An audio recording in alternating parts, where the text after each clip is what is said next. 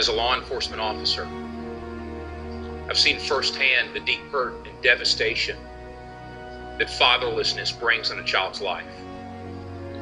Our prisons are full of men and women who have lived recklessly after being abandoned by their fathers, wounded by the men who should have loved them the most.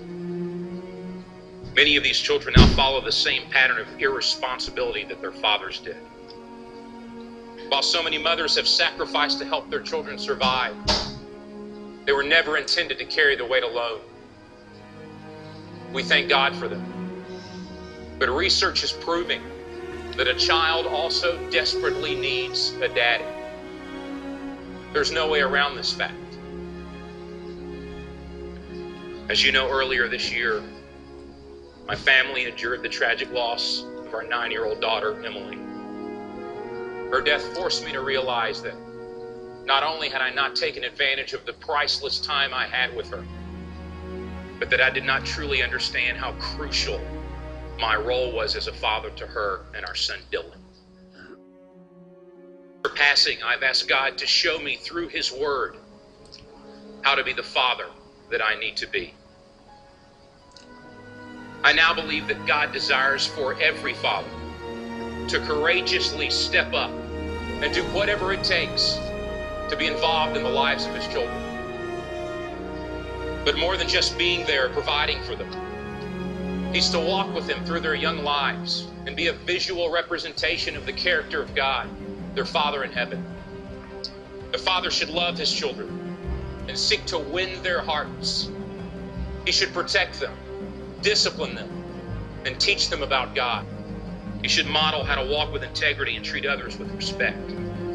And should call out his children to become responsible men and women who live their lives for what matters in eternity. Some men will hear this and mock it or ignore it. But I tell you that as a father, you are accountable to God for the position of influence He has given you.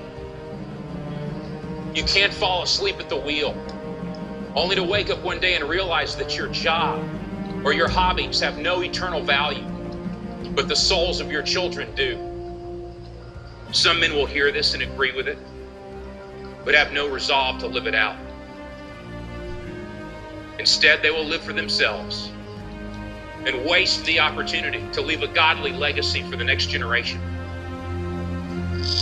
But there are some men who, regardless of the mistakes we've made in the past, regardless of what our fathers did not do for us, will give the strength of our arms and the rest of our days to loving God with all that we are, and to teach our children to do the same.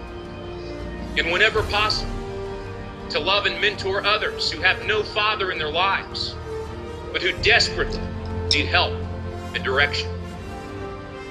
We are inviting any man whose heart is willing and courageous to join us in this resolution. In my home, the decision has already been made.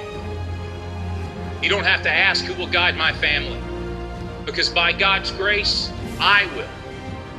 You don't have to ask who will teach my son to follow Christ, because I will. Who will accept the responsibility of providing and protecting my family? I will. Who will ask God to break the chain of destructive patterns in my family's history? I will. Who will pray for and bless my children to boldly pursue whatever God calls them to do? I am their father. I will. I accept this responsibility, and it is my privilege to embrace it. I want the favor of God and His blessing on my home. Any good man does. So where are you, men of courage? Or are you fathers who fear the Lord?